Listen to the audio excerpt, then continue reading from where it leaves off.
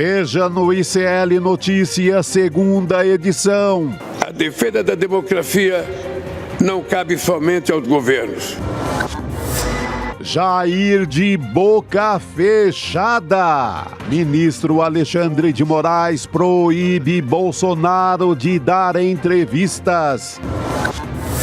O 03 surtou. Eduardo Bolsonaro diz que vai fazer de tudo para tirar Xandão do Supremo e ameaça até a Polícia Federal.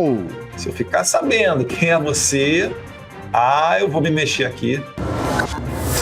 Radicalismo cresce, a aprovação cai. Após tarifaços e ações contra imigrantes, popularidade de Donald Trump despenca entre os eleitores americanos. O ICL Notícias, segunda edição, está no ar.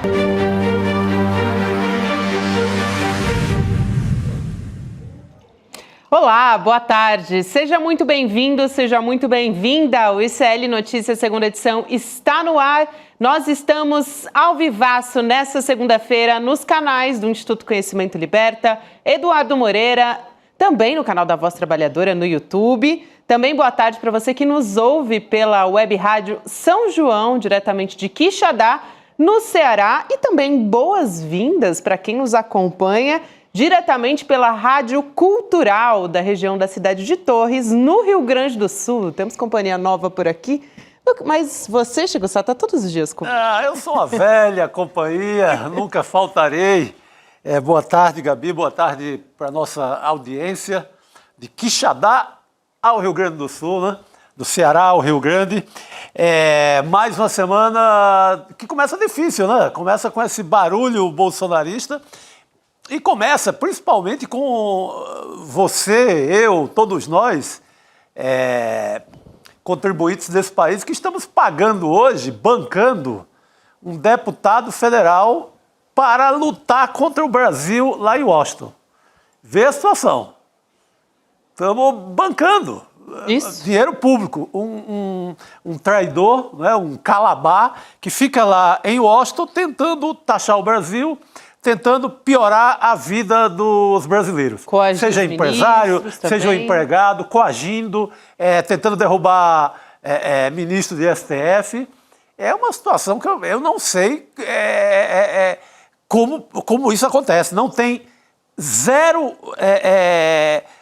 medida para caçá-lo e vai ser assim. Vamos aguentar essa novela, não se sabe por quanto tempo. Mas parece que não está funcionando, né, Chico? Até a gente vai falar muito ao longo do programa a respeito disso. A pressão no judiciário não está impedindo que os ministros continuem tomando as decisões à medida que acham que o Jair Bolsonaro ou está cometendo obstrução de justiça, ou enfim, está agindo contra o decorrer legal desse processo. Mas atrapalha o país, né? Eu conheço empresários lá do Vale ali de Petrolina, Juazeiro, daquela parte de agricultura irrigada, que já estão com depósitos de frutas a perigo. Claro, sim.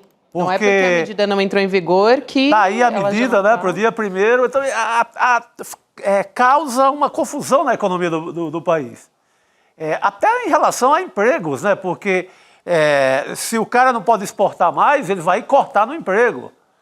Então, essa família está causando um inferno na economia do Brasil por uma causa de uma pessoa, para salvar a pele do pai. Sabe, salvar a pele do pai Jair Bolsonaro. Falando do Jair Bolsonaro, Chico, eu ia justamente dizer que não está funcionando porque o ministro Alexandre de Moraes tomou outra decisão, né? O Jair Bolsonaro está formalmente proibido agora de dar entrevista. Decisão que veio de um despacho do Alexandre de Moraes. Ele considerou o ministro que a replicação das entrevistas nas redes sociais do Bolsonaro configura violação das medidas cautelares que ele determinou na semana passada. Ele, Alexandre de Moraes, e que o STF referendou em maioria já na primeira turma do Supremo.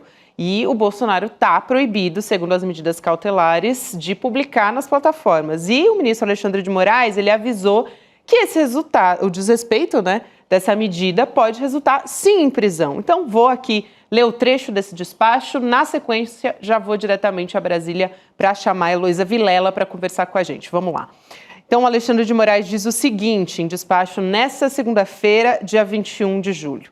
A medida cautelar de proibição de utilização de redes sociais, diretamente ou por intermédio de terceiros, impostas ao Jair Bolsonaro, inclui, obviamente, as transmissões, retransmissões ou veiculação de áudios, vídeos ou transcrições de entrevistas em qualquer das plataformas de redes sociais de terceiros, não podendo o investigado se valer desses meios para burlar a medida sob pena de imediata revogação e decretação da prisão. Então, a coisa ficou séria. Elô Vilela chegando lá de Brasília para conversar com a gente aqui nessa tarde. Chico, Elô, boa tarde para você.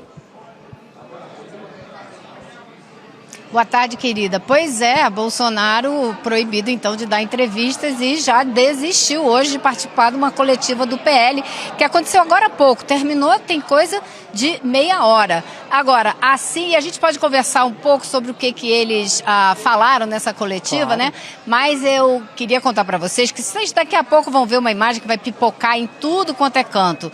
O que aconteceu no fim da coletiva? Bolsonaro estava aqui numa sala do PL, saiu cercado de apoiadores e seguranças, principalmente seguranças, que fizeram um círculo em torno dele. Ele cruzou todo esse tapete verde aqui da Câmara dos Deputados, desceu uma escada e na saída ele parou numa escada, mandou todo mundo abrir espaço. Parou, abriu o espaço, ele levantou a perna, levantou a calça, a perna da calça para mostrar a tornozeleira.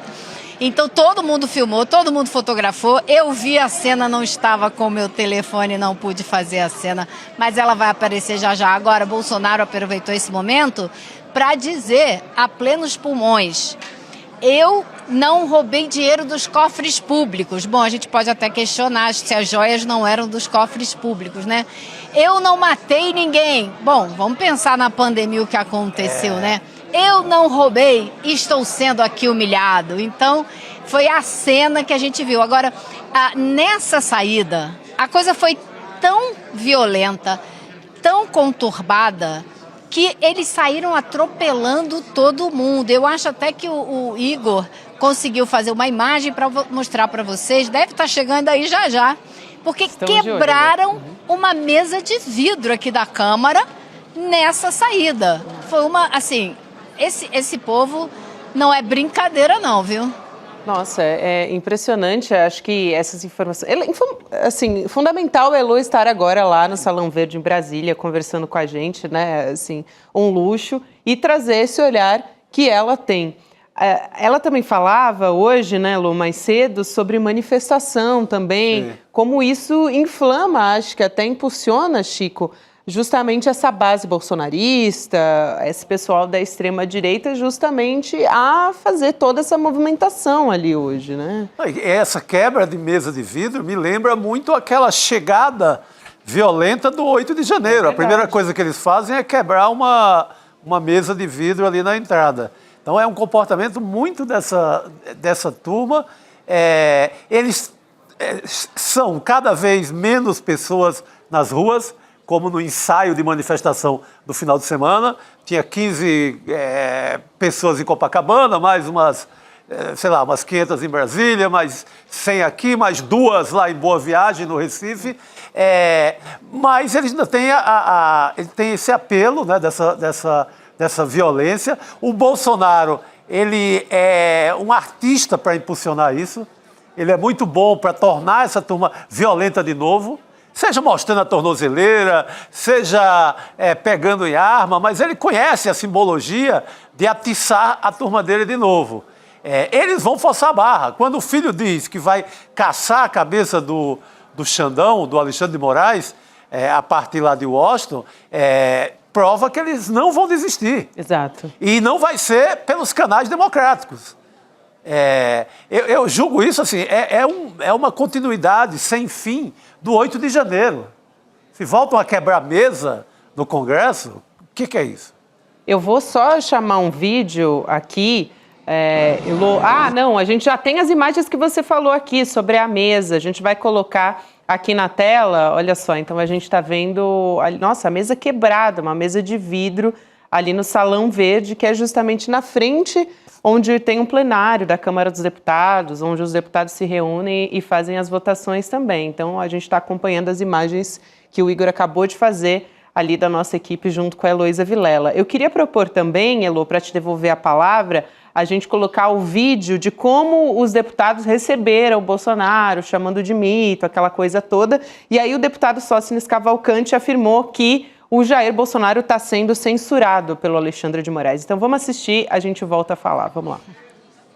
Realmente nós gostaríamos de esclarecer que o presidente Bolsonaro está no recinto da Câmara dos Deputados, participou de toda a reunião conosco e gostaria muito de falar a toda a imprensa nacional. Entretanto, por mais uma ordem de censura do ministro Alexandre de Moraes, preventivamente, seus advogados, inclusive, o recomendaram não mais falar com a imprensa. Este é o Brasil e a democracia relativa que nós... Então, a imagem, Elo, que eu falei agora do deputado Sóstenes Cavalcante, a gente sabia que essa seria a resposta imediata da extrema-direita. Que novidade, né, Gabi? Nossa, eu vi cada novidade aqui. Mas eu hoje de manhã no N1 eu arrisquei um palpite que não é um palpite baseado no ar, né? É um palpite baseado no que eu ando observando aqui. Eu sugeri que eles não conseguiriam reunir nem 40 representantes aqui. E, de fato, eles tinham aqui 28 deputados e 2 senadores. Então, isso dá para a gente uma dimensão. Claro, está em recesso, nem todo mundo voltou, mas é um momento tão crucial para o Bolsonaro que é de se compreender que viriam para cá todos que realmente estão do lado dele. E se você tem apenas 28 deputados e 2 senadores, é porque a coisa não está muito boa para o lado do Bolsonaro. Já tem muita gente pulando fora desse barquinho. Então, 30 pessoas, foi tudo que eles conseguiram reunir aqui. Claro, divulgaram aí um papel com uma lista de 50 que apoiam, ainda assim, uma lista de 50 dentro de mais de 500 deputados e outros tantos senadores, é muito pouca gente. Então, o que eu acho que isso demonstrou aqui hoje foi o quanto essa turma perdeu gás e e reduziu de tamanho, diminuiu de tamanho. Eles anunciaram que vão criar 3 comissões aqui, uma comissão de comunicação para manter contato entre todos os deputados da oposição, ou seja, leia-se nas entrelinhas, uma tentativa de não perder a relação com os demais deputados de centro e de direita aqui no Congresso, que eles já perderam, essa turma está rachada. A outra comissão é de mobilização dentro do Congresso, para o quê? Brigar pelas pautas deles. Quais são as pautas? A principal é a anistia. Já perderam essa batalha. Não deu em nada e não vai dar em nada. E a outra comissão é de mobilização fora daqui do Congresso, ou seja, nas ruas. E já estão marcando quem vai liderar essa comissão, gente, é Zé Trovão, né? O deputado Zé Trovão. Aliás, eles botaram de presidente cada uma dessas comissões, assim, o que há de mais radical e insuportável da extrema-direita aqui no Congresso, aquele pessoal que você não consegue nem ouvir. Então, eles já estão chamando uma manifestação aí para agosto, não vou ficar dando data, porque acho que a gente não tem que divulgar nada disso, mas vão tentar se mobilizar em agosto, dizem eles, em todas as capitais do país. E, Chico, algo muito pertinente, eu acho que o William De Luca falou nessa manhã, foi a pauta que foi defendida, uma das pautas, né, que foi defendida nessas manifestações aí da extrema-direita no final de semana, que eu acho importante ser colocado, porque eles estão defendendo o fechamento do STF, censura de ministros do Supremo Tribunal Federal a essa altura do campeonato, quando a gente está tendo o julgamento do 8 de janeiro. Isso é gravíssimo. É loucura, né? É um delírio que é uma defesa que diz que não houve tentativa de golpe, já pregando outro golpe. Eles já emendam um golpe no outro. É essa loucura que temos, mas essa cena que a Elo testemunhou mostra muito um bolsonarismo sem a parte do centrão, sem a parte pesada do centrão, que se desloca cada vez mais para a candidatura Tarcísio ou outra candidatura que apareça.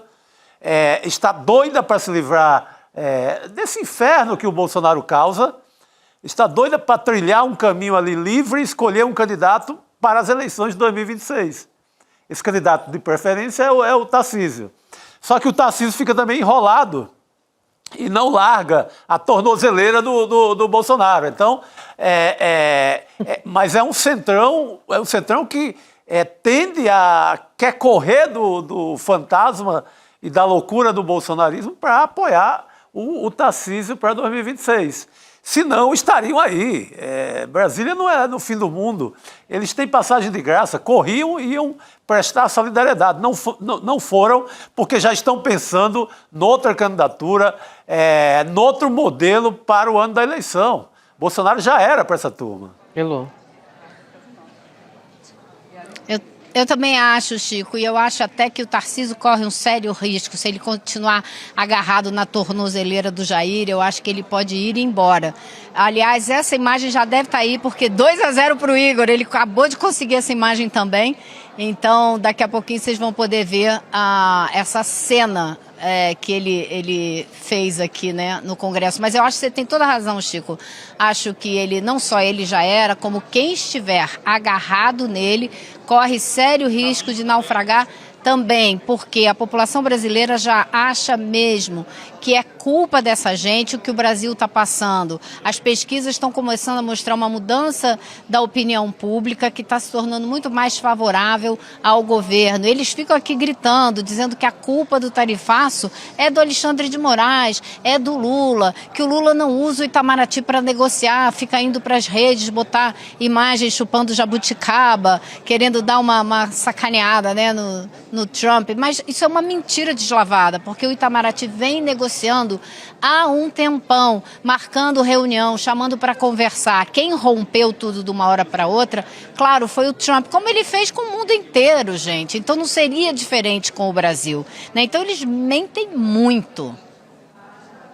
Elô, a gente mostrava a imagem justamente do Jair Bolsonaro apontando para o próprio tornozelo, para a tornozeleira eletrônica, que o Igor Borges, da nossa equipe, fez aqui. Para a gente fechar, Elô, só quero fazer a observação de que a gente continua com a atenção voltada para o voto do Luiz Fux sobre as medidas cautelares contra o Jair Bolsonaro. Assim, a maioria já está formada, como a gente falou logo na abertura, lá na primeira turma, só que essa atenção ela está voltada porque ele não sofreu sanção dos Estados Unidos. Então, pelo regimento do Supremo Tribunal Federal, o Fux nem precisa apresentar o voto, se ele não quiser. Só que, atenção a essa medida de sanção dos Estados Unidos, porque os ministros que foram indicados pelo Jair Bolsonaro, André Mendonça e o Cássio Nunes Marques, não sofreram sanções do governo Trump e nem o Luiz Fux também. Eles apostaram num voto favorável a Bolsonaro, né? E o Fux deve estar numa enrascada, né? Porque ou eu vou me omitir de dar o meu voto pelas medidas do Xandão, ou vou ficar como um traíra aqui dentro, né? Um cara que não apoia os colegas de tribunal numa hora grave. Numa hora em que o tribunal não está ameaçado somente aqui no Brasil, tá? Por políticos do Brasil. Numa hora em que o tribunal está sob a mira do governo Trump. Então, é uma hora muito delicada. Se esse ministro, numa hora dessas, não vota, não se alinha com os colegas de tribunal, o que esperar dele? Vai ficar numa situação muito ruim, né? Lembrando que ele tem até... Vai lá. Por favor... só lembrando que ele tem até meia-noite para votar, né? 1 minuto antes da meia-noite ele ainda pode votar. Então vamos ver o que vai acontecer, né? Vamos acompanhar como aquele filme do Zé do Caixão. À meia-noite encarnarei no teu cadáver. Ou então meia-noite eu te conto. Que é o meme da internet. Vamos ver se vai dar Zé do Caixão ou ele será sensato. Vamos ver. Elô vai continuar lá em Brasília. Qualquer novidade ela traz aqui pra gente. Querida, bom trabalho por aí. Bom começar a semana com você. Valeu. Um beijo, pessoal. Até amanhã. Até. Obrigado, querida. Falando nessa repercussão internacional e até dessa sanção do governo dos Estados Unidos, a gente vai falar sobre o aumento da desaprovação do governo Trump. Esse é um movimento muito interessante que está acontecendo, Quem vai conversar com a gente agora é o Jamil Chad. Jamil, boa noite para você. Eu já conversei com o Jamil hoje no Em Detalhes, que vai pro ar amanhã sobre esse assunto também, hein? Você está chamando a autoridade. né? Só coisa boa. Boa tarde, querido.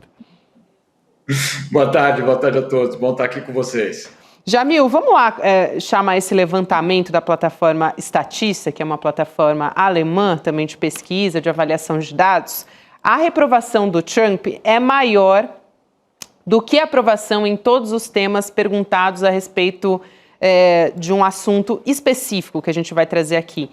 Ela é pior referente ao caso dos arquivos do Jeffrey Epstein. Então, para quem está nos acompanhando agora só por áudio, vou dar uma explicada aqui na tela, mas vale a pena para você que está nos acompanhando em vídeo também.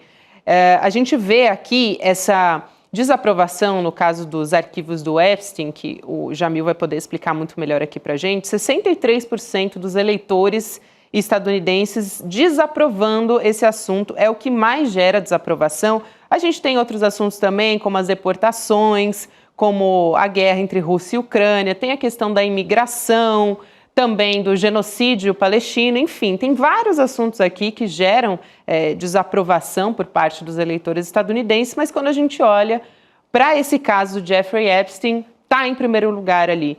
Essa história é bastante enrolada, né, Jamil? Mas basicamente a própria base do Donald Trump está se voltando contra ele nesse momento. Sabe aquela história, Gabi, que você semeia vento?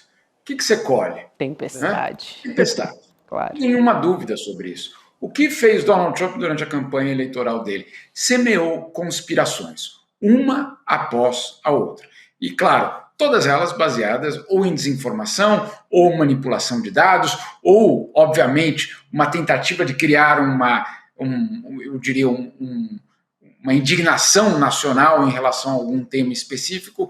Ele é um mestre da manipulação. O problema é que chega um momento em que isso tudo tem um custo. E aí o que aconteceu especificamente nesse caso do Epstein? Epstein, aquele financista, nós todos sabemos, na verdade foi preso por fazer basicamente construir uma rede de prostituição, de exploração de menores, toda aquela história que nós sabemos. O que Donald Trump fez durante a campanha eleitoral dele? Ele basicamente colocou, olha só, sabe aquela elite de Washington? Sabe aquela elite econômica dos Estados Unidos? Como se ele não fizesse parte, né, Chico? Ele é do povo, né? A gente conhece também essa história, que eu sou do povo. Enfim, sabe aquele pessoal? Eles todos são, não só eles são corruptos, mas eles também são pedófilos. Eles também estão envolvidos nos piores crimes. E eu, quando chegar na Casa Branca, vou absolutamente vou abrir todos os arquivos do caso do Epstein para mostrar que os democratas e os grandes financistas e a elite econômica dos Estados Unidos está voltada contra vocês, meu povo. Então vote em mim e eu vou fazer isso por vocês. O que aconteceu? Ele chega na Casa Branca e não vou liberar aqueles documentos. Porque, claro, aqueles documentos são extremamente sensíveis e, claro, toda a teoria conspiratória de que, eventualmente, é ele mesmo que está colocado ali dentro daqueles documentos. E aí o que ele diz, e essa é a parte fundamental dessa história, depois de ser pressionado pelo movimento MAGA, pela base, absolutamente pela base do movimento republicano mais radical, ele diz o seguinte semana passada para essa base: vocês são ridículos, os republicanos ridículos. Calma aí, eu votei por você, para você chegar ao poder e me mostrar como as elites são corruptas, inclusive liberando os documentos do Epstein. E agora você chega na Casa Branca e diz que eu sou um ridículo.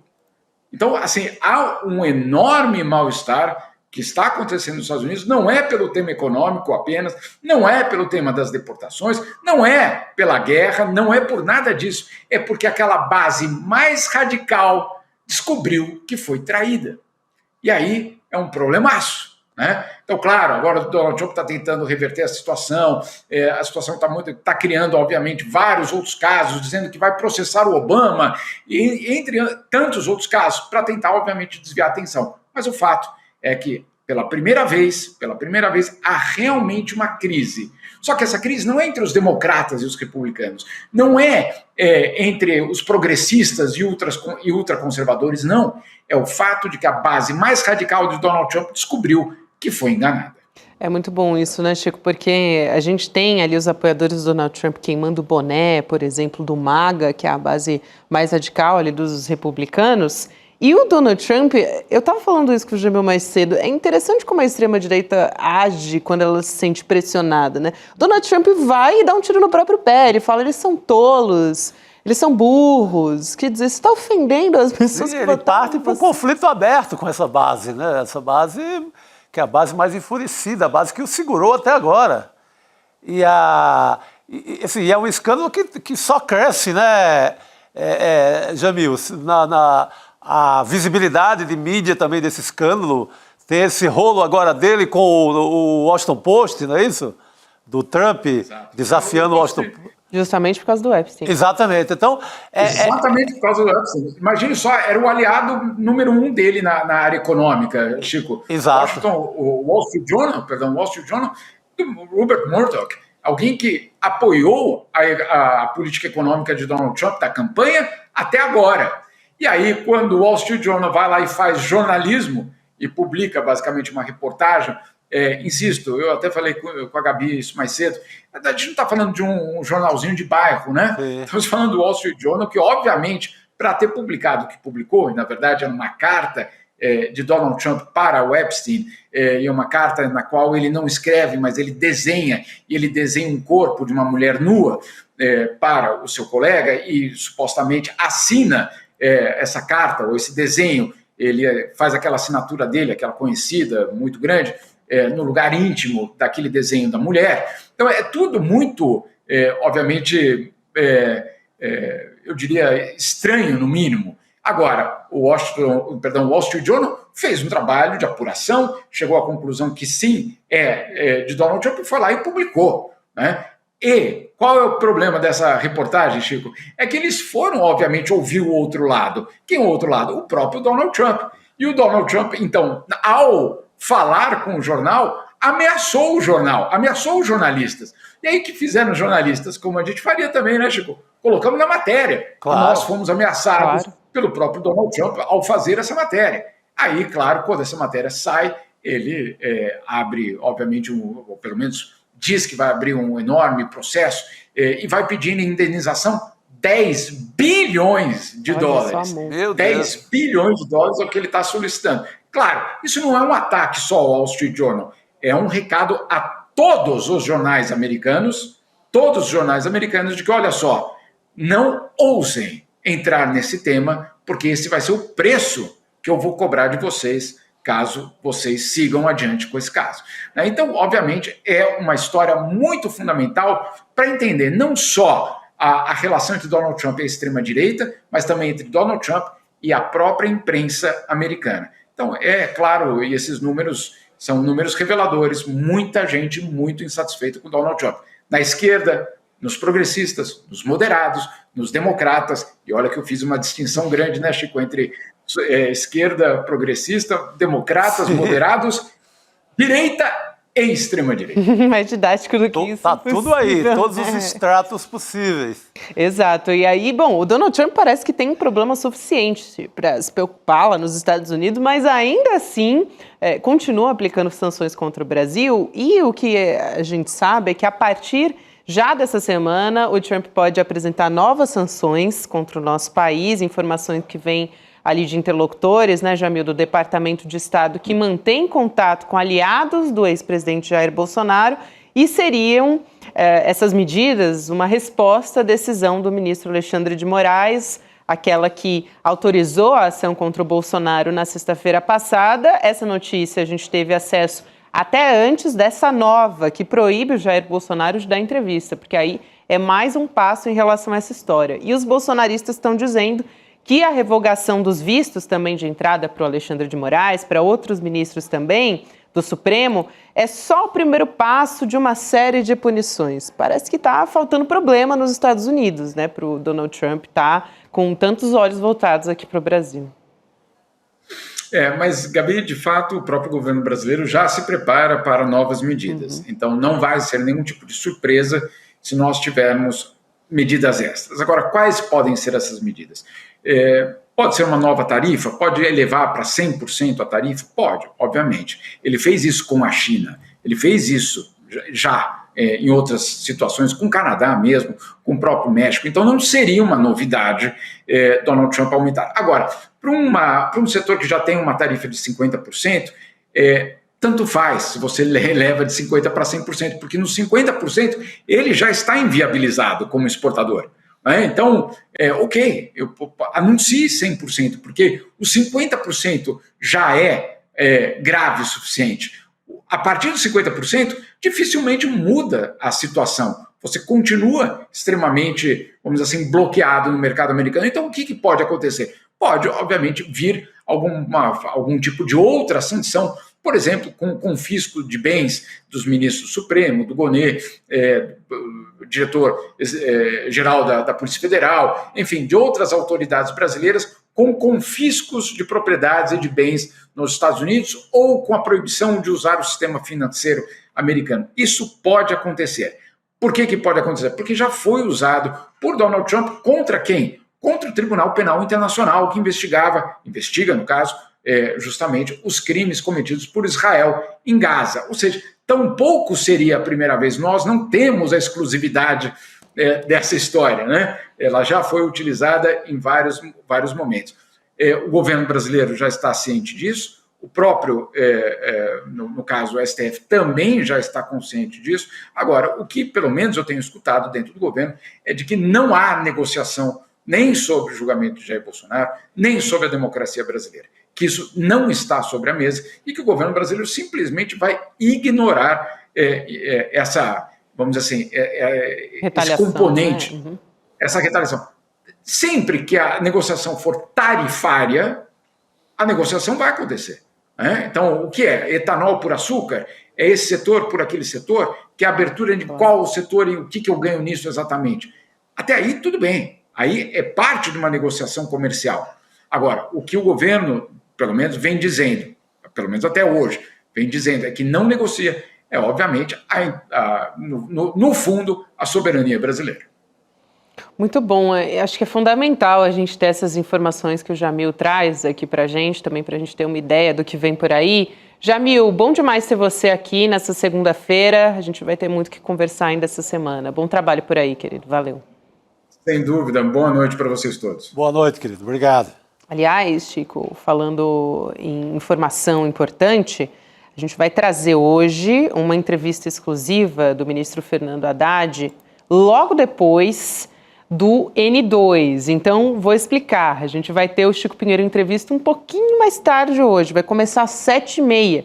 Normalmente, a gente tem começando logo na sequência do N2. Para quem está acostumado a assistir o Chico Pinheiro em entrevista, então, não se assuste, está tudo mantido. Aliás, o convidado de hoje é excepcional. Autor, sabe de quais livros, Chico Sá? Olga Chateau, biografia do Lula. Exatamente. Então, o Fernando Moraes, jornalista, escritor, uma grande figura aqui da nossa história brasileira, vai ser o convidado de hoje. A gente tem um trechinho da fala dele. Vamos acompanhar.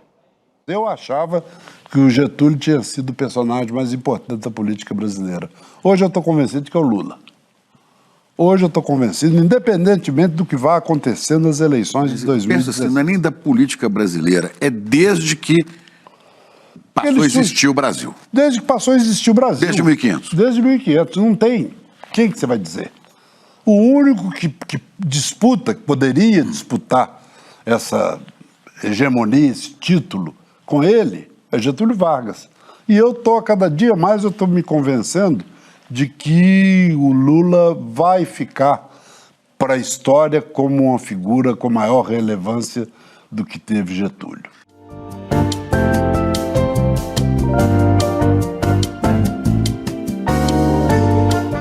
Então, reforçando, hoje você acompanha a partir das 7h30 da noite. E como prometido, temos entrevista com o ministro Fernando Haddad, entrevista exclusiva do Eduardo Moreira. Quem vem aqui já conversar com a gente e já dar alguns spoilers é Rodrigo Viana, que vai entrar, aliás, com uma caixa de surpresas, é isso? A caixa sou portador. Pandora, A caixinha Aqui, ó. mágica. CL Eterno. Mas é uma caixa de Pandora ao contrário, né? Porque A vão caixa ser coisas mágica boas do futebol, que a gente deve tirar daí. tá misteriosa. Agora- Mais tarde a gente vai abrir a caixa aí. Mais tarde a gente vai abrir a caixa, mas a gente vai falar do ministro Fernando Haddad e, Rodrigo, acho que dos destaques principais a gente pode dar spoiler aqui, né? Proposta do governo Lula para isentar do imposto de renda quem ganha até R$5 mil, não é isso? É isso, é um dos temas que o Edu Moreira tratou com o Fernando Haddad nessa entrevista exclusiva, né? A gente tem aqui o trechinho, vamos assistir Vamos. aí na sequência a gente comenta. Esse é o tema mais importante do país, né? É isso que pode ser o grande diferencial do governo Lula 3.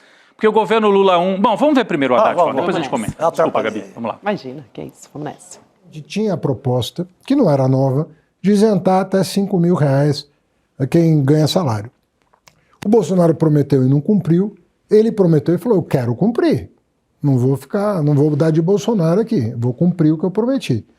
E nós, então, começamos a tentar encontrar a maneira de financiar essa renúncia, porque você está abrindo mão de 30 bilhões, você precisa de 30 bilhões para equilibrar. O que nós propusemos? Na minha opinião, a equipe muito engenhosa falou assim, vamos pedir para esse cara que está pagando 2,5% de alíquota e que ganha mais de R$1 milhão por ano, para completar 10%.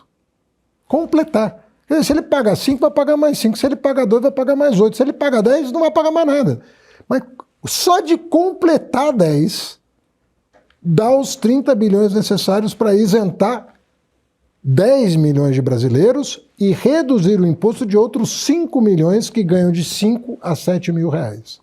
Então, é importante, ele está falando da isenção para as pessoas ao mesmo tempo que tem a compensação pela taxação dos ricos, né? Que é o que o Ciro Nogueira tinha prometido na Faria Lima, naquele famoso encontro que o ICL gravou, que, não vamos deixar, nós vamos salvar vocês, não vamos deixar cobrar imposto de vocês. O que o Haddad está reafirmando é a justiça tributária, né? Então, eu acho uma entrevista fundamental para a gente acompanhar. E o Haddad, né, Chico, eu não sei, as pessoas cobram que o Haddad seja mais incisivo e tal. Ele está incisivo, né? Ele tá. Aliás, é um debate tão difícil de fazer no Brasil. O Haddad tem esse mérito, gente. Os 2 primeiros governos do Lula não foi pautado esse tema da justiça tributária. Ninguém encarou. Ninguém encarou isso assim, do jeito que ele está encarando. Tinha lá programa social, Bolsa Família, acabar com a fome, muito bem. Mas taxar os de cima, não. O Lula conseguiu, nos primeiros governos, melhorar a vida dos de baixo sem mexer com os de cima. E agora o que chegou foi a hora de, vamos pagar um pouco, pelo menos, de imposto, gente, né? E você sabe que mexer nisso no Brasil é uma loucura. É tanto que ninguém mexeu de 1.500 até agora. É quase mexer com a herança escravocrata. A ideia de que temos direito de nascença de não pagar imposto. Exatamente. Uma certa elite brasileira. E eu vinha falando antes da gente rodar aí o trecho da entrevista para o Eduardo Moreira, que esse é o tema que pode ser a marca do governo Lula, desse terceiro governo Lula, que a gente dizia muito aqui, né, nos 2 primeiros anos. É um governo meio sem marca, né? É reconstrução, é pacificação, ok. Primeiro que o outro lado não quer pacificar coisa nenhuma. E segundo que falta uma marca que você possa dizer, valeu a pena, vamos votar de novo? Por quê? Se conseguir aprovar essa isenção e a taxação dos ricos, eu acho que daí ganha uma marca definitiva para esse governo. E vem aí uma coisa muito importante que tem se falado pouco, que é imposto zero sobre cesta básica. Isso também. É outra marca do Lula, da reforma tributária, que sai muito pela negociação do Haddad. Uhum. Haddad tem feito o que é possível. Não se sabe como é duro essa conversa com quem tem dinheiro no Brasil, de taxar 1% a mais. Fica parecendo que é comunismo, socialismo, é dentro das regras capitalistas. É só né? fazer com que os caras paguem o que nunca pagaram. Qualquer pessoa que compra um pão na padaria está pagando mais imposto que um rico, que já paga em cima do pãozinho. Uhum. E os caras não pagam e não querem pagar. Mas eu acho que o Haddad está num tom certo ali, meio pistola, meio cordial, né? Entre a pistola e a cordialidade, acho que está indo bem. O importante é que a gente ouve justamente o ministro da Fazenda no momento em que esse talvez seja um dos assuntos mais importantes. O Eduardo cutucou, foi firme ali para arrancar o que deve ser arrancado. Então, meia hora de conversa do Eduardo Moreira com o Fernando Haddad. Você acompanha a partir das 7 horas da noite. E olha, Rodrigo, eu queria também propor a gente voltar àquela história dos ataques contra o Supremo Tribunal Federal, mas dessa vez falando especificamente do Eduardo Bolsonaro. Aliás, o nosso chat tem cobrado muito o que vai ser feito em relação ao Eduardo, né? Na sexta-feira, a gente trouxe entrevistas que o Eduardo deu, por exemplo, para a CNN Brasil, também para o programa do Steve Bannon, enfim, ele foi para a imprensa de maneira geral, mas para o caso da CNN Brasil, ele disse que não vai ter eleição em 2026, a gente destacou aqui no N2 essas frases, que se o Brasil virar uma terra arrasada, ele vai se sentir vingado, enfim, os ataques parece que pioraram depois da medida do Supremo Tribunal Federal. Nesse final de semana, a gente teve, vamos dizer assim, um novo passo nessa história. O Eduardo Bolsonaro disse que vai fazer de tudo para o Alexandre de Moraes ser retirado, para tirar o Alexandre de Moraes do Supremo Tribunal Federal. Então, a gente preparou uma tela aqui para destacar a fala do Eduardo. Ele diz o seguinte: toda hora a gente tem que expor o nível de várzea que é Moraes com a caneta do STF. O ideal seria ele fora do STF. Trabalharei para isso também, tá, Moraes? Querendo falar ali diretamente com ele. Quando a gente fala que o visto foi só o começo, é porque o nosso objetivo será te tirar da corte. Você não é digno de estar no topo do Poder Judiciário e eu estou disposto a me sacrificar para levar essa ação adiante. Se sacrificar... Arrogância, né? É uma arrogância, está se sentindo, está se achando. Olha, eu acho que se depender da turma do Hugo Mota, o Hugo nem se importa, não vai acontecer nada. Porque ele teria... ele poderia faltar 1/3 das sessões. Se ele vai enrolando ali, ele só trabalhou no Congresso, para o qual foi eleito, acho que 12 ou 13 dias. No ano inteiro. Esse ano. Esse ano. Mas depois ele pediu licença e não contam as faltas. Exatamente. Ele pegou todos os benefícios que tem, não contam as folgas. Então ele vai enrolar. Eu acho que ele pode enrolar agosto, setembro, talvez até outubro. Mas aí dá uma... esquece para lá, vem uma nova medida daquela, vem uma liminar, segura até o fim do ano. O que vai derrubá-lo, de fato, tirar de circulação, eu creio que se essas tarifas forem para valer e a economia do Brasil começar a sofrer um baque sem fim. E começar famílias a perder emprego, começar empresário não mandando mais o açúcar, o álcool, a manga para o estrangeiro. Quando começar a economia sentir, se for para valer o que a família Bolsonaro lutou tanto, ou seja, taxar o Brasil, se começa isso para valer, aí não segura. Aí talvez não segura. Aí não segura. Não segura porque o Hugo Mota não vai aguentar a pressão de quem paga, quem banca o lobby do Congresso todo, que são os empresários. E também é importante, Chico, porque eu estava falando aqui de ataques diretamente ao STF, mas não foi só o STF que o Eduardo Bolsonaro atacou. Ele também fez ameaça à Polícia Federal. Polícia Federal. Eu estou admirado porque eu não vi um procurador da República no Brasil inteiro, um promotor, ninguém defendeu o Ministério Público. O Gonê está sob ataque também. Também. Cadê a associação do Ministério Público? Bem observado. Está na mão do Delanhol, que não tem um procurador nessa República que diga mais sobre isso. O cara está sob ataque também. Sim, a Procuradoria e agora a Polícia Federal especificamente, né? Ele teve uma frase sobre a polícia. O diretor-geral da Polícia Federal respondeu, o Andrei Rodrigues. Ele disse que essa fala vai ser incluída no processo contra o Eduardo. A gente tem esse trecho. Vamos assistir. Vamos lá. Seus argumentos, Moraes, são rasos. Você não consegue nem se expressar direito. Você é medíocre com a caneta na mão. Aproveita e coloca isso no inquérito. Vai lá, coleguinha da Polícia Federal, cachorrinho da Polícia Federal que tá me assistindo. Deixa eu saber não, irmão. Se eu ficar sabendo quem é você, eu vou me mexer aqui. Pergunta ao tal do delegado Fábio Chó se ele conhece a gente. Tá movendo um PAD contra mim, né? Ele tá achando que eu tô preocupado com o meu futuro na Polícia Federal. É ameaça de impunidade. Ameaça ali na mesma linguagem da milícia. Parece o Coringa. Coringou. Coringou geral. Mas é pior do que a milícia.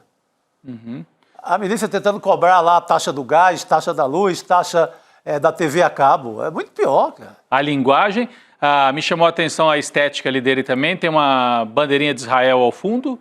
são os símbolos de que ele está empoderado. Ele tem poder, o poder dele vem do quê? Não é dos eleitores de São Paulo, que é quem ele deveria representar, mas é o Donald Trump, a Casa Branca e talvez Israel, eu não sei, mas nesse caso muito mais a Casa Branca. E fala com uma arrogância. Aê, porque ele diz o seguinte: você que está aí acompanhando a minha live, inclui isso que eu estou falando no inquérito. Ele sabe, está fazendo prova contra ele mesmo, mais uma vez. Fala, inclui, mas não deixa eu saber quem você é, seu cachorrinho da Polícia Federal. Que arrogância, rapaz. Né? É um abuso. O dia que ele cair... Que sorte de não ter tido a prisão decretada também, porque tem toda uma questão, precisaria envolver a Interpol nesse sentido. O ministro Alexandre de Moraes acho que fez um cálculo também no sentido do desgaste do próprio STF, que é mais importante talvez manter o Jair Bolsonaro no Brasil, né, evitar uma fuga dele, do que talvez decretar uma prisão do próprio Eduardo. Até porque não vai conseguir prender o Eduardo, né? Ele lá nos Estados Unidos... Nesse momento seria muito difícil. Alan dos Santos está lá, Paulo Figueiredo está lá, nem respondeu, ele foi denunciado e nem se pronunciou no Supremo, não apresentou nem defesa, né? Está virando réu a revelia aí, o Paulo Figueiredo, o Alan dos Santos, então seria mais um, né? Ficaria lá foragido nos Estados Unidos, né? Mas ele está pedindo, né? Está quase que pedindo para levar uma ordem de prisão também, né? Porque as coisas mudam. Dizer que está sendo vítima de autoritarismo, né, Rodrigo? Pois é, mas assim, os cenários mudam, né? Ele está agindo como se fosse durar para sempre o governo Trump. O governo Trump, temos indícios aí de queda de popularidade também, né? Então, pode não durar nem os 4 anos que está previsto aí. Vamos ver, né? E aí, a gente tem vamos dizer assim, o governo brasileiro respondendo a contento. O próprio presidente Lula se reuniu, muito importante esse movimento que ele faz, discursou hoje na cúpula sobre democracia, lá no Chile, reunindo o próprio presidente Lula aqui do Brasil, também presidentes do Chile, da Colômbia, Uruguai, o primeiro-ministro da Espanha. A gente vai a Santiago, lá no Chile, para conversar com o Juliano Medeiros, excepcionalmente hoje, então remotamente com a gente aqui no ICL Notícias Segunda Edição.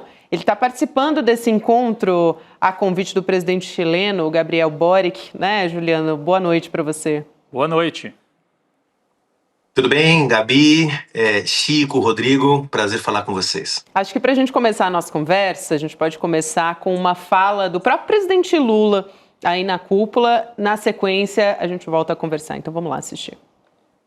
Nesse momento em que o extremismo tenta reeditar práticas intervencionistas, precisamos atuar juntos. A defesa da democracia não cabe somente aos governos. Requer participação ativa da academia, dos parlamentos, da sociedade civil, da mídia e do setor privado. É uma fala bem forte do presidente Lula, né, Juliano? Falando, precisamos atuar juntos para responder esse extremismo. Essa cúpula, Gabi, ela foi pensada durante a posse do presidente do Uruguai, o Yamandu Orsi, quando os 4 estiveram juntos pela primeira vez. O Yamandu, o Petro, o Boric e o Yamandu, que estava se tornando o presidente do Uruguai, né? Foi uma proposta do presidente do Chile, inicialmente para, de alguma forma, responder à posse do Donald Trump, né, e as suas pretensões imperialistas para a América Latina. Mas a coisa foi escalando, né, ao longo dos últimos meses e, coincidentemente, essa cúpula acontece justamente depois de um ataque sem precedentes dos Estados Unidos à economia brasileira através aí do tarifaço que o Trump implementou. Então, a cúpula já estava pensada antes desse tarifaço, mas acontece nesse contexto e com falas muito duras de todos os presidentes, né? O presidente Lula falou algo que me impactou muito, que foi que a democracia não é apenas o exercício do voto a cada 4 ou a cada 5 anos, né? A democracia é a garantia do funcionamento das instituições, né? E também tem uma dimensão social, ou seja, a democracia não é só a forma como se renovam as elites políticas que disputam o poder. Democracia é saúde, é educação, é transporte, é habitação, né? Então, dando um sentido para a disputa do que é democracia. É um pouco o que a extrema-direita tem feito nos últimos anos. E a gente acabou de ver o vídeo do Eduardo Bolsonaro, né, falando como se democracia fosse o que essa turma entende por democracia, que é a liberdade para poder atacar, mentir, chantagear, quando o que para nós, para os progressistas, o sentido da democracia é exatamente a possibilidade de garantir direitos sociais, de garantir igualdade de oportunidades. Então, o que acontece hoje aqui em Santiago é justamente um marco para disputar uma narrativa, disputar um sentido em torno do próprio conceito de democracia. Eu acho que foi importante. Não é um evento grande, é um evento concentrado entre os presidentes e alguns think tanks, né, algumas instituições que promovem debates de conteúdo, de fôlego sobre democracia, sobre participação, sobre os direitos sociais. Tem algumas ONGs brasileiras que estão aqui, como a Conectas, o Pacto pela Democracia, Democracia em Xeque, Instituto Futuro, etc., que fazem esse diálogo com outras ONGs. Tem um festival acontecendo, que é o Festival Democracia, que aconteceu no dia de ontem, hoje pela manhã, com a presença da ex-presidenta Michelle Bachelet, aqui do Chile, e amanhã, então tem um evento paralelo à reunião dos chefes de Estado, mas eles se reuniram aqui também para marcar a importância desse diálogo sobre democracia, e como eu disse, para disputar o sentido da ideia de democracia, né? Tá aí o gesto dos presidentes, né? Chile, Brasil, Colômbia, Uruguai e da Espanha, né? Também mostrando que aqueles que defendem a democracia e os direitos sociais não estão sozinhos, né? Portanto, há uma unidade política sendo construída para enfrentar a ofensiva da extrema-direita. O interessante, né, Juliano, você sabe bem disso, é que desses países aí, Brasil, Colômbia e Chile, vão ter eleições nos próximos de um ano e meio para frente, né? Então, você vai ter eleição, eu estava vendo as pesquisas já no Chile, uma disputa ferrenha no Chile, uma candidata jovem, uma mulher do Partido Comunista, com apoio do Boric, e tem um candidato da extremíssima direita, o Cast, né? Que quase um fascista ali do Chile. Quase um Pinochet, né? Quase um Pinochet, para não dizer que é um defensor mesmo da herança do Pinochet. E a Colômbia também tem eleições no começo do ano que vem. O Petro não pode ser candidato à reeleição, está ainda decidindo quem é que vai apoiar. Enfim, são países que têm decisão importante aí pela frente, sem falar do Brasil. Então é um cenário importante. Da América Latina talvez tenha faltado aí também o México, né? A Cláudia Sheinbaum, que tem uma posição mais ou menos parecida aí com esses outros presidentes. E me chama a atenção que da Espanha. A Espanha tenha vindo para esse encontro também, né? Achei que foi bem interessante. Ele fez um pronunciamento forte, né? O Pedro Sánchez, ele usou o termo no momento em que a Internacional do Ódio se organiza, no caso da extrema-direita, né, o Trump, a Hungria e outros países de extrema-direita, é importante que a gente dê uma resposta. Claro. E é essa resposta que está saindo, né, Juliano? Nós estamos caminhando para um cenário que é muito diferente daquele que a chamada onda rosa, né, os primeiros governos progressistas do século XX, o Chávez na Venezuela, o Evo na Bolívia, o Lula no Brasil, o Néstor Kirchner na Argentina, o Tabaré Vázquez no Uruguai, viveram quando enfrentaram candidatos de centro-direita, né? No Brasil, primeiro com José Serra, primeiro com Alckmin, depois com José Serra, né, foram os opositores da presidenta Dilma e do presidente Lula nas disputas eleitorais no Brasil, aqui também no Chile e em outros países, uma tradição de disputas entre a centro-esquerda e a centro-direita. Isso mudou, já é uma realidade consolidada. O centro político, né, os partidos de centro, centro-direita foram perdendo força e ganharam protagonismo, forças e candidatos e personalidades de extrema-direita. A gente vai ter também, além das eleições na Colômbia, no Chile e no Brasil, no Chile acontece esse ano, né, em novembro desse ano a eleição. Depois nós temos na Colômbia, as eleições são no primeiro semestre do ano que vem e no segundo semestre do Brasil.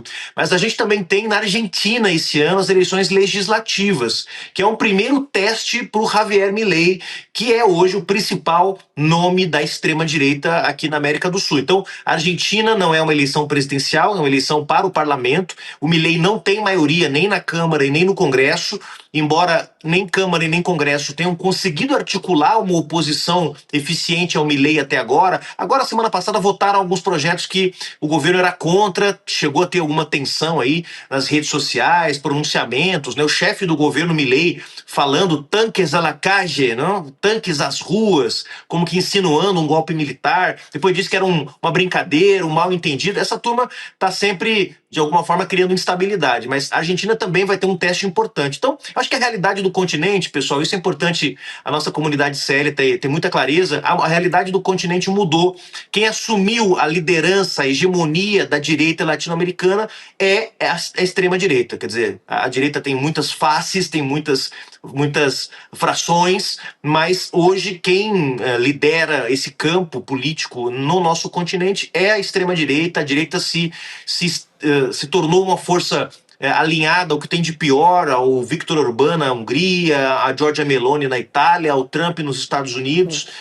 E hoje, no caso do Chile, aqui de onde a gente está falando, tem uma candidatura que é do José Antônio Cast, que foi para o segundo turno com o Boric, foi derrotado pelo Boric, é o sujeito que defende a expulsão de 1 milhão de venezuelanos que são imigrantes aqui no Chile, que defende a ditadura militar do Pinochet, que defende uma política altamente repressiva, mas também tem uma candidata que chama Matei, que é a candidata que defende o Milei, quer ser a Milei chilena. Imaginem isso, gente, a motosserra contra o Estado, uma coisa meio anarcocapitalista. Então, a gente está vendo uma mudança nas direitas latino-americanas e é muito importante esse encontro dos chefes de Estado de esquerda, centro-esquerda, porque eles estão dizendo que nós precisamos estar juntos para enfrentar esse fenômeno novo. Nós estamos lidando com um adversário novo, que não tem qualquer apreço pela democracia, pelas instituições, pelas regras do jogo nas quais a gente está acostumado a jogar. Então, precisamos estar juntos para nos proteger as nossas instituições. E é muito legal, pessoal, porque em paralelo a essa reunião dos chefes de Estado, rolou também um encontro de várias ONGs, como eu estava mencionando, que discutem democracia. Então houve também uma troca de experiências. Que medidas foram aplicadas no Chile para defender a democracia que podem ser aplicadas no Brasil? Que medidas que foram aplicadas no Brasil quando o Bolsonaro questionou os resultados eleitorais que podem ser usados na Colômbia daqui 8 meses, 9 meses, quando houver a eleição presidencial? Então é também uma troca de experiências, uma troca de que a gente, e que de alguma forma também fortalece uma barreira de resistência à extrema-direita aqui na Minas. Juliano, tem uma questão importante, porque era um dos objetivos desse encontro era falar sobre as questões das Big Techs também. E aqui, particularmente no Brasil, a gente tem tido uma resposta, um ataque do governo dos Estados Unidos. Quando o Trump manda a primeira carta aqui para o Brasil, a gente sabe que tem a mão pesada ali do Vale do Silício por trás das intenções dessa carta, né? À medida que o Brasil tem respondido, seja por meio do Supremo Tribunal Federal regulamentar e também outras ações que estão caminhando nesse sentido. E também tem a questão do PIX, né? Que o Donald Trump atacou o PIX por conta do WhatsApp Pay para defender os interesses da Meta. Como é que essa questão das Big Techs entraram, aliás, a questão entrou aí na discussão, na cúpula? O que se falou a respeito disso?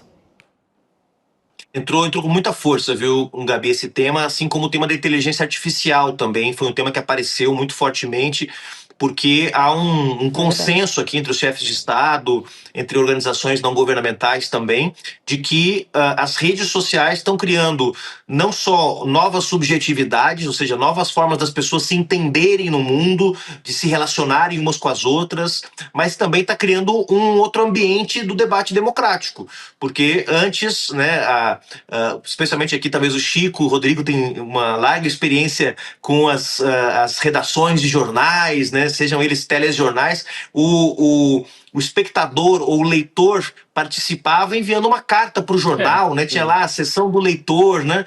E hoje com as redes sociais a gente tem uma arena de debate permanente, né?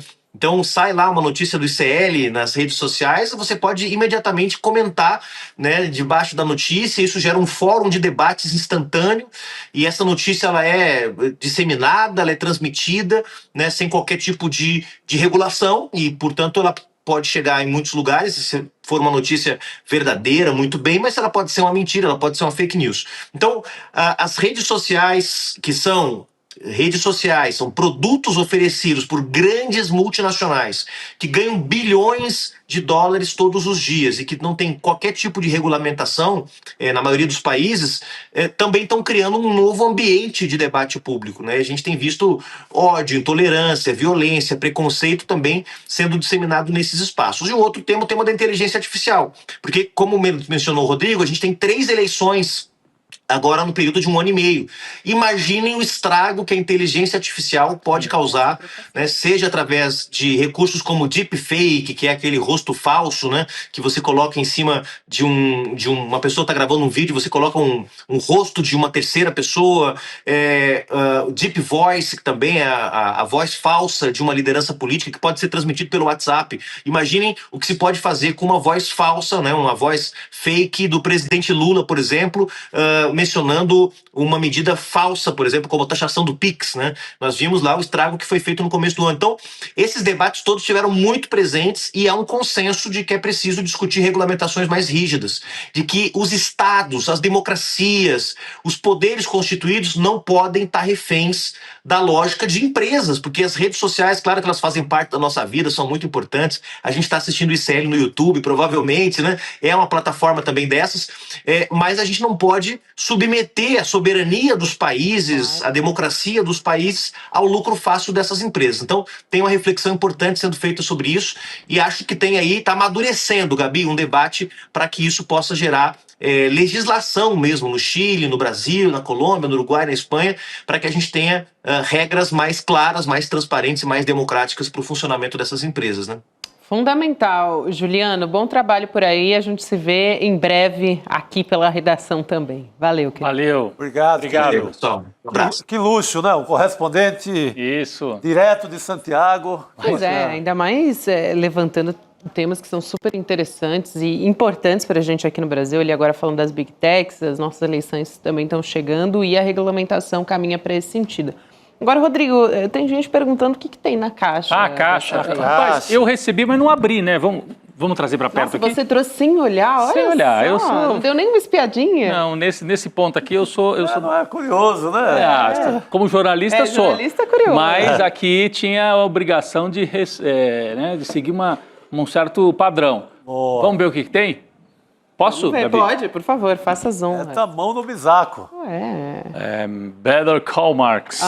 Olha só, um bonequinho do Karl Marx, uma miniatura aqui do Karl Marx, né? Então, o que será? O que será que isso indica, Gabi, Chico? Parece alguma coisa na área dos estudos, talvez. Olha aqui, caixa de filme.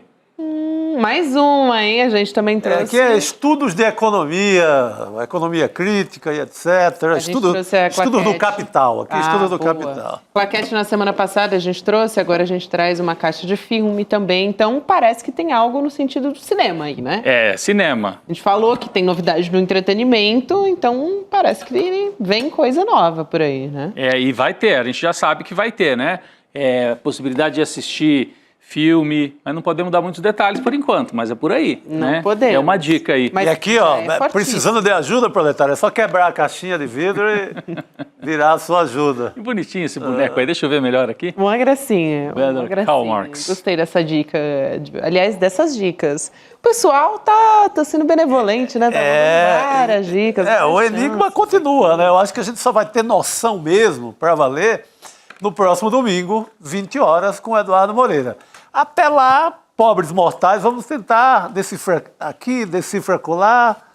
A Rose Santana, porque vem os palpites no chat, né? Começa a pipocar. Aí a Rose Santana, curso de cinema com temática histórica. A Lu Pereira fala, vai ter um streaming do ICL. Gustavo Viana, TV aberta do ICL.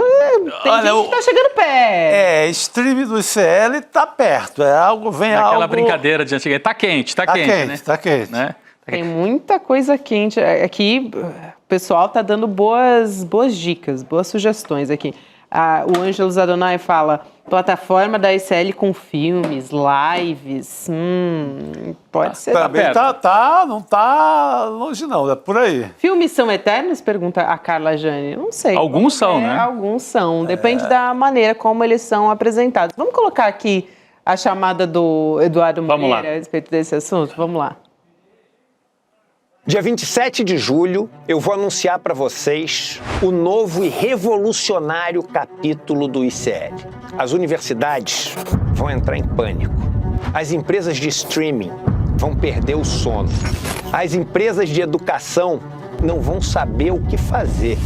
E o povo brasileiro vai celebrar de alegria, porque vem aí o projeto mais revolucionário que já foi apresentado até hoje no campo da educação, jornalismo e entretenimento. Vocês não podem perder esse anúncio. Você e sua família vão poder eternamente fazer parte desse novo ICL. A dica aí, eternamente fazer parte do ICL. Não é por acaso esse nome, vai em icln2.com.br, deixa o seu e-mail lá para nesse domingo, agora dia 27, acompanhar todas as novidades junto com a gente. O Edu Moreira vai apresentar esse pacote. Rodrigo. icln2.com.br, icln2.com.br, e você se inscreve para participar no domingo, dia 27, 8 horas da noite. Bem demais! Então a gente segue agora mais uma vez falando sobre o Jair Bolsonaro proibido de dar entrevista. Eu fiquei muito feliz porque hoje a gente tem o Cacai para tirar todas as dúvidas a respeito disso. Boa! Que sorte nossa! É, uma decisão que foi do ministro Alexandre de Moraes. E aí, o ministro Alexandre de Moraes, ele considera que a replicação das entrevistas também nas redes sociais do Bolsonaro acabam sendo uma violação dessas medidas cautelares. Então, o Cacai vem aqui, já vou perguntar para ele, né, sobre o desrespeito, o que pode ser considerado também o desrespeito dessa decisão, enfim. Porque o Bolsonaro estava agora há pouco ali no Salão Verde, não deu entrevista, ele ia participar da entrevista. Não deu entrevista, mas mostrou a tornozeleira, enfim, tem várias questões ali. Cadê o Cacai aqui para conversar com a gente? Cacai, boa noite para você. Olá, Gabi, meu querido Chico Sá e Rodrigo, alegria enorme estar com vocês aqui. Alegria nossa, Cacai. É um pouco que você diz, Gabi, assim, esse cidadão, ele está, eu sempre disse isso, ele está um pouco tentando ser preso, né? Assim, a prisão poderia ser até escrevi um artigo hoje dizendo que especialmente o Gonê, que é quem pede, e o ministro Alexandre, que é quem determina, estão cautelosos demais, ao contrário do que dizem. Porque o Bolsonaro está fazendo tudo para ser preso. Ele sabe que vai ser condenado agora, em princípio de setembro, como eu disse, desde fevereiro, pegar 30 e tantos anos, 40 anos. Então ele quer criar um fato político, porque assim, é inadmissível. Como é que, assim, se eu fosse advogado dele, jamais seria. Ele me procurou, eu não aceitei. Mas eu deixaria o caso. Eu deixaria de advogar para ele. Ele está afrontando o Supremo Tribunal Federal. Ele está afrontando tudo que você pode imaginar. Por quê? Porque ele sabe que vai ser preso, e aí é prisão definitiva, não é prisão temporária nem preventiva. E ele agora está provocando essas manifestações dele. Quando eu vi ele falar na imprensa, sabendo que está proibido de se manifestar nas redes, no primeiro dia, eu imaginei, falei, gente, será que esse cidadão não tem advogado? Será que ele não tem ninguém que possa estar ao lado dele? Nós estamos vendo um momento, Chico, muito difícil, porque assim, você tem um filho que está no exterior, completamente destemperado, fazendo uma série de absurdos. Por que o Eduardo Bolsonaro faz o que está fazendo? Claro, se você ler o despacho que deu as preventivas, as cautelares do ex-presidente Bolsonaro, você vê claramente que dentro de uma normalidade o Eduardo Bolsonaro seria preso, prisão preventiva. Sim. Eu li tecnicamente como advogado. Mas o que acontece? Ele está fora, ele sabe que hoje ele tem essa irracionalidade dos Estados Unidos. Gente, há 2 anos atrás foi determinada a prisão preventiva de um cara do 20º escalão que é aquele Alan dos Santos, ele não foi extraditado. Criaram a hipótese dele estar falando de uma forma absoluta pela quinta emenda lá da liberdade de expressão. Então, assim, se determinar a prisão do Eduardo Bolsonaro hoje, eles não vão extraditar o Eduardo Bolsonaro. Mas eu digo, viu, Chico, Gabi e Rodrigo, técnica, eu sou advogado. Até escrevi esse artigo meio que fazendo uma brincadeira com os excessos de cuidados do Ministério Público e do Alexandre. Tem que determinar a prisão do Eduardo Bolsonaro. Porque ainda que os Estados Unidos o protejam, primeiro, isso vai mudar. Sim. O Trump está muito mal lá. Extremamente perigosa a situação dele. Segundo, ele não pode sair dos Estados Unidos, que entra na lista da Interpol. Nós temos que fazer o que é necessário e possível fazer, Chico. O que é possível fazer hoje? O enfrentamento desses fascistas. Exatamente. O enfrentamento. Não tem outra coisa que nos cabe fazer. Agora, Cacai. Então, carinhosamente, diga. Não, é que tem gente achando que há um exagero em... Até na nossa equipe, que eu estou acompanhando o debate de alguns colegas, e respeito, assim, enfim, quem sou eu para ter, para entender disso mais do que outro jornalista. Por isso eu quero perguntar para alguém que é advogado. Tem alguns que entendem como um exagero você proibir o Bolsonaro de dar entrevista. Uma coisa é proibir ele de usar as redes sociais, proibi-lo de usar as redes sociais dele. Você acha que está cabível isso? Quer dizer, ele é um réu às vésperas de ser julgado para não tumultuar o processo. É razoável, em alguns casos, o juiz estender isso também para as entrevistas, né? Indiretamente está proibido de dar entrevista. É isso que está acontecendo, né? Eu posso complementar, claro. Cacai, para passar para você, porque eu estou vendo aqui, a gente não consegue entrar no debate, mas a gente vê que está acontecendo aqui no nosso próprio grupo de jornalismo do ICL. Mas tem gente que acha que proibir entrevista é uma espécie de censura prévia, que se ele der entrevista e cometer crime, aí ele descumpre cautelar e vai preso. Mas tem outras pessoas que acham que a entrevista é um caminho, é um veículo para cometimento de crime, que se ele continua, então, cometendo crime se ele dá as entrevistas, né? Estaria no escopo aí de não falar nas redes por meio de terceiros, vamos dizer assim. Então, acho que são esses caminhos aí que a gente tem visto que, inclusive, muitos progressistas, muitos juristas têm levantado essas questões, né, Rodrigo? Sim. Rodrigo e Gabi. Eu vou escrever um artigo chamado Em Matéria de Absurdo, Tudo Mais São Coisas. Por quê? Nós estamos vivendo um momento de extrema delicadeza. Eu, em princípio, seria completamente contrário a qualquer tipo de restrição à entrevista. Isso é óbvio. Só que nós estamos vivendo uma determinação de proibição de participação nas redes de determinado cidadão que, na visão da justiça, é alguém que está fazendo um uso indevido da imagem dele nas redes sociais. Então, o que nós temos que discutir, e a discussão não é pequena não, ela é ótima, é o seguinte: quer dizer que você pode proibir alguém de participar das redes sociais. Isso é useiro e vezeiro.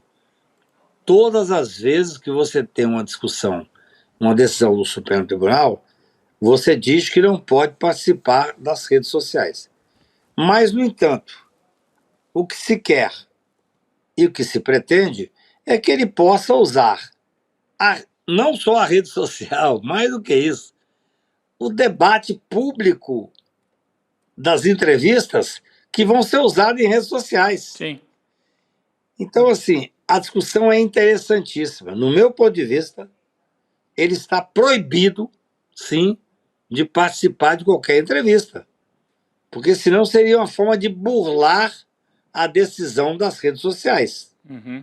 O que você pode fazer é o seguinte, e a discussão não é pequena não, é boa, é o seguinte: não pode proibir o cidadão de participar das redes sociais.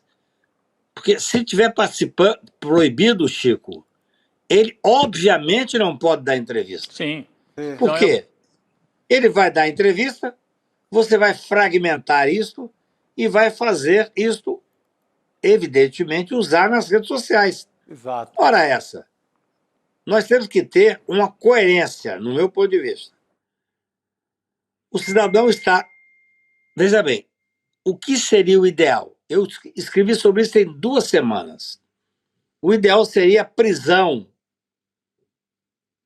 do Bolsonaro. Bolsonaro fez tudo para ser preso, preventivamente.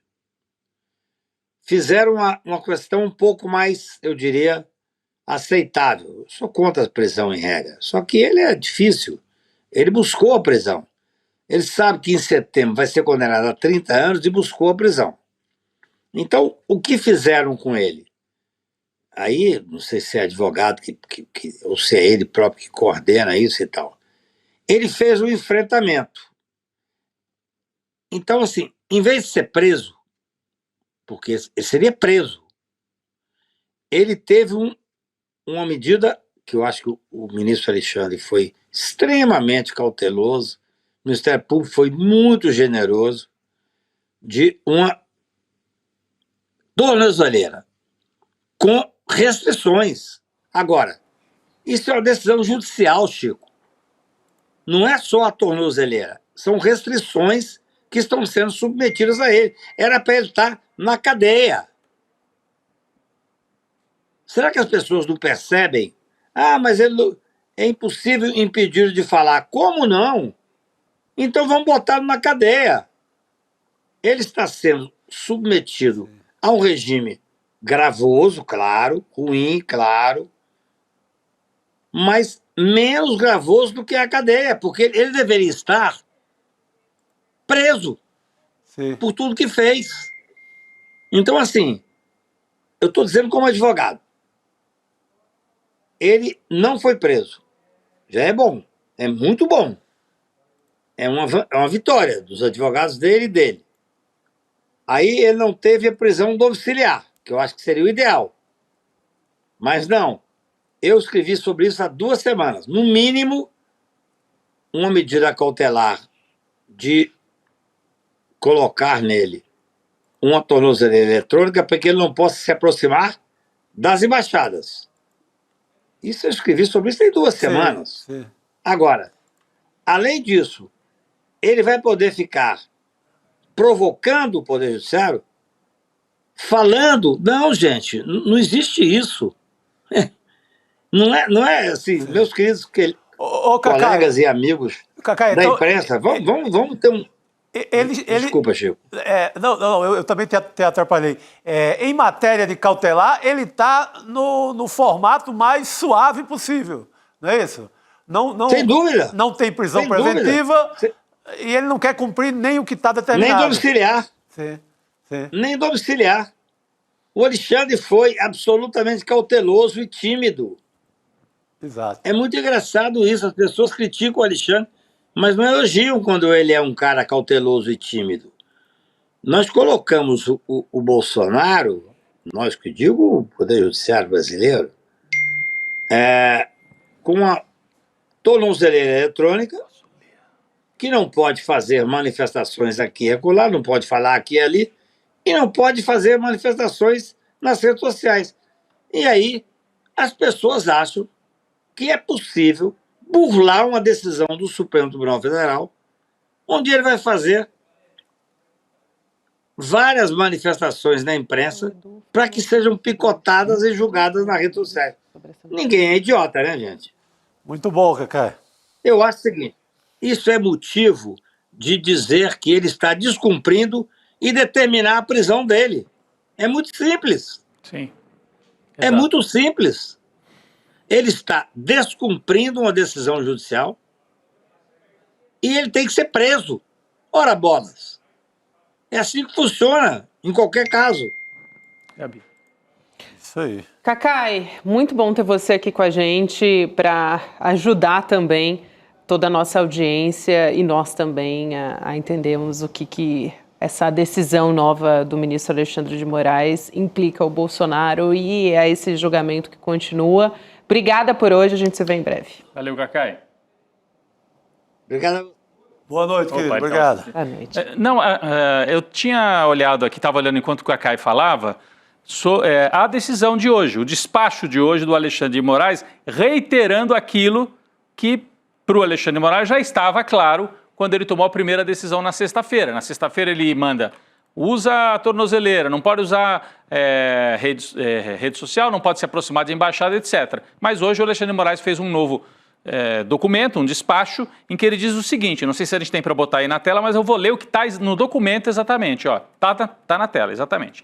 A medida cautelar de proibição de utilização de redes sociais, diretamente ou por intermédio de terceiros, imposta a Jair Messias Bolsonaro, inclui, obviamente, Chico, obviamente, diz o Moraes, as transmissões, retransmissões ou veiculação de áudios, vídeos ou transcrições de entrevistas em qualquer das plataformas de redes sociais de terceiros, não podendo o investigado se valer desses meios para burlar a medida sob pena de imediata revogação e decretação da prisão. Portanto, não é que ele está proibido de dar entrevista, mas se ele der entrevista e alguém pegar aquela entrevista e jogar na rede social, está descumprido e ele pode ser preso. Então ele, para não ser preso, então não se trata de tá proibindo o Bolsonaro de dar entrevista, não. Está proibindo o Bolsonaro de usar a rede social. Como hoje é impossível você dar uma entrevista e essa entrevista não ir parar na rede social, então, na prática, o Bolsonaro não pode usar redes de terceiros para indiretamente continuar fazendo o que ele já fazia, que era atacar o sistema democrático brasileiro. Em tese, isso está fora do controle dele, né? Está fora do controle dele em tese, mas ele sabe perfeitamente que ao dar uma entrevista coletiva, isso vai replicar em milhares de redes sociais, de perfis em várias redes sociais do Brasil. Portanto, o Alexandre de Moraes está dizendo,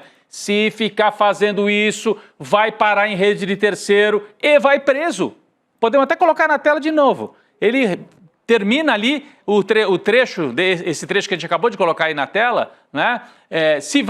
Ele não pode se valer desses meios para burlar a medida sob pena de imediata revogação e decretação da prisão.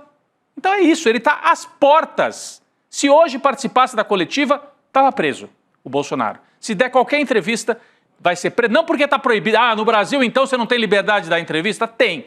Só que nesse momento, o Brasil, a democracia sob ataque, o Trump atacando o Brasil. Outras medidas já foram adotadas, como explicou o Cacai, proibindo algumas pessoas, réus em geral, de dar entrevista, não, de usar a rede social. Então, nesse caso, está se ampliando da forma como o ministro explicou aí, Chico. Não, e é um réu que acaba de declarar em pleno Senado que financiou essa operação toda nos Estados Unidos, a partir do filho, com 2 milhões, tirado do Pix dos seus admiradores. É um réu que influenciou diretamente a cassação do visto de ministros do STF. É um réu no processo de tentativa de golpe de Estado. Não estamos falando de um coitadinho ladrão de galinha. Exatamente. Estamos falando de uma coisa, talvez o momento mais grave do Brasil sob ataque. Desde 64. Sim, claro. Ou mais, porque é uma nação estrangeira tomando decisão em nome de um réu brasileiro.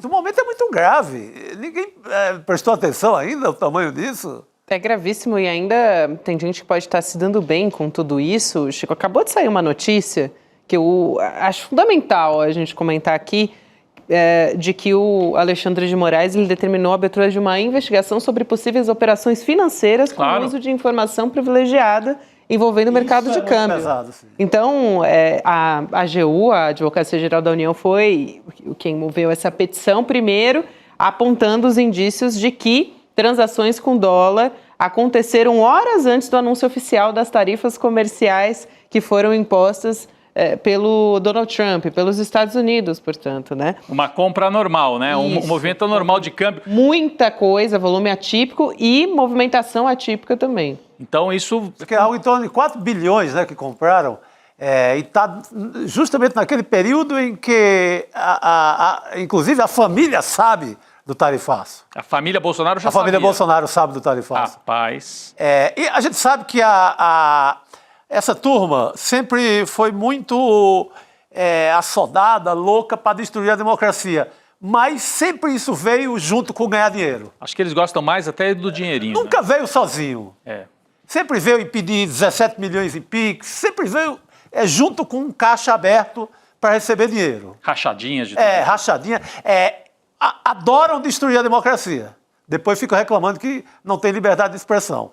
Adoram destruir a democracia, mas sempre tem um caixa gerando dinheiro para eles. Nesse caso, seria a rachadona fantástica. Seria, não tem nem rachadona internacional, né? Internacional, um negócio impressionante. Se confirmar, porque tem que ver se o Trump avisou primeiro ou prioritariamente alguém ligado à família, ao bolsonarismo, ou alguém da turma dele também, do esquema do Trump para ganhar dinheiro lá, né? Porque, ou talvez as duas coisas. Só para as pessoas terem uma ideia desse movimento, ó, dia 9 de julho, 1h30 da tarde, aqui, né, para a gente explicar como é que acontece esse movimento suspeito. Alguém compra entre 3 bilhões e 4 bilhões de dólares a R$ 5,46.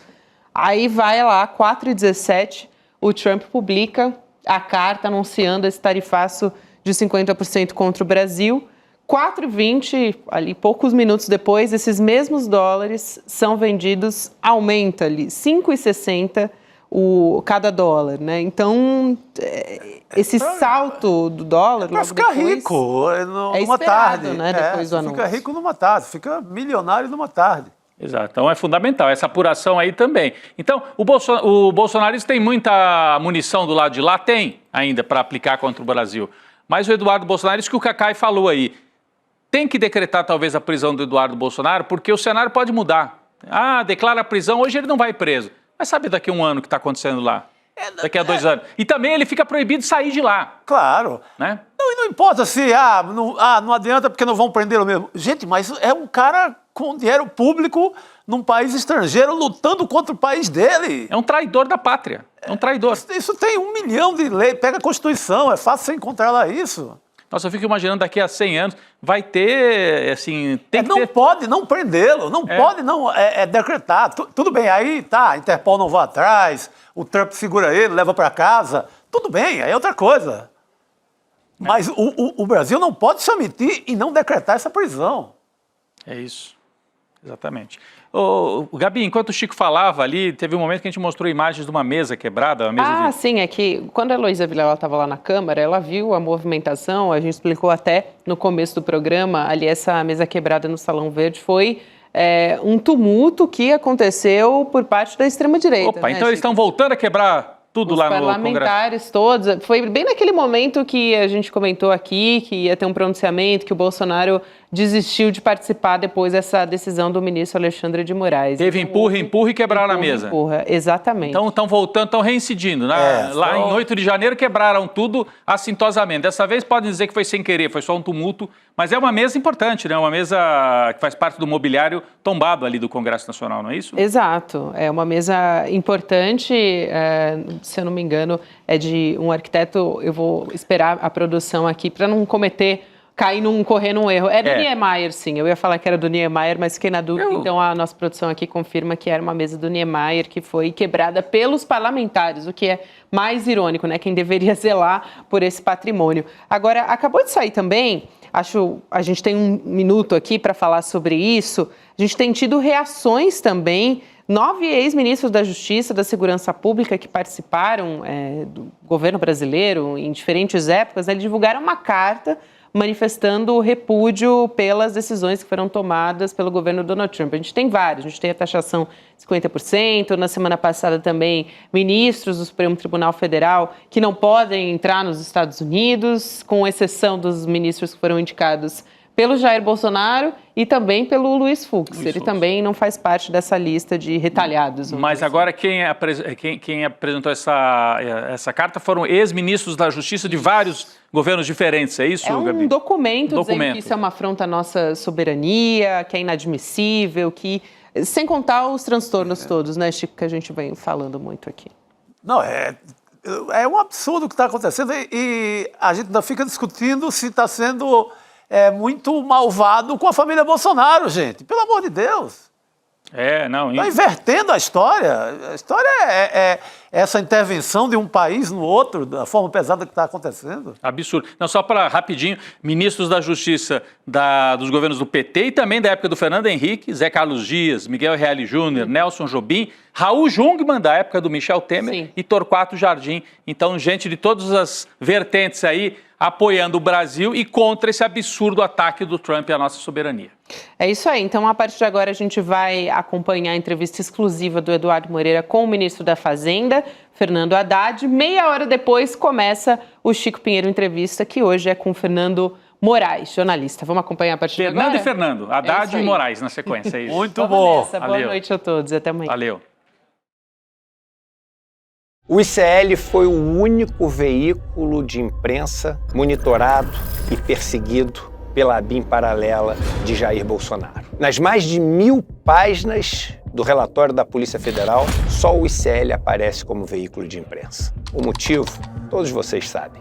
O jornalismo independente, que não tem patrocínio nem verba de empresas nem de governo e fala o que tem que ser falado. Eles tentaram destruir o ICL, mas eles não conseguiram. Agora, o pior para eles ficou guardado para depois. Mais especificamente para o dia 27 de julho. É nesse dia que eu vou anunciar as novidades mais revolucionárias da história do ICL. O início de um novo capítulo do ICL. E se o ICL já tirava o sono dessas pessoas antes, depois do dia 27, elas vão ver o tamanho do problema que elas compraram. Você tem um canal, rádio ou TV? Chegou a hora de levar ao seu público o jornalismo que faz história. Democracia! No ICL, você tem acesso exclusivo a Chico Pinheiro. Esses caras fardados sempre estiveram tumultuando a vida democrática neste país. Leandro Demore. Aqui foi tudo tomado pela água, ó. Heloísa Vilela. Que a mesquita é aqui dentro do campo de refugiados. Juliana Dalpiva em campo. O conjunto probatório é muito forte. Apurando tudo de perto, feito por quem entende. São histórias que mudaram o Brasil e você pode levá-las ao seu público. Seja nosso parceiro. Use nossa programação gratuitamente e fortaleça seu conteúdo com credibilidade. Acesse icl.com.br/parceria. Juntos, levamos a verdade mais longe.